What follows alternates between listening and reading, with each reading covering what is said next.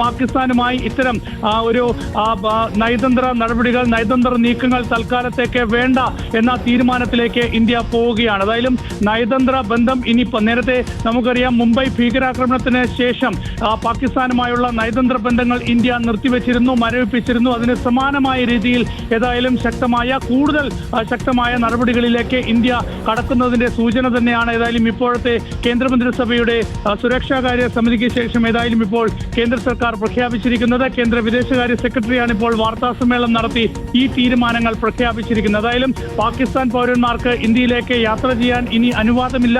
ഇന്ത്യയിലുള്ള പാകിസ്ഥാൻ പൗരന്മാർ 48 മണിക്കൂറിനകം രാജ്യം വിട്ട് പോകണം എന്ന അന്ത്യശാസനം നൽകിയിരിക്കുന്നു.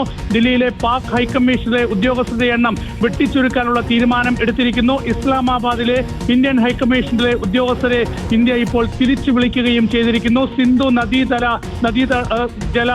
കരാർ റദ്ദാക്കാനുള്ള തീരുമാനവും വളരെ സുപ്രധാന തീരുമാനവും ഇപ്പോൾ എടുത്തിരിക്കുന്നു. അട്ടാരി അതിർത്തി അടച്ചിടാനുള്ള തീരുമാനവും എടുത്തിരിക്കുന്നു. അങ്ങനെ ഇത്രയും തീരുമാനങ്ങളാണ് ഏതായാലും ഇപ്പോൾ കേന്ദ്രമന്ത്രിസഭയുടെ സുരക്ഷാകാര്യ സമിതി എടുത്തിരിക്കുന്നത്.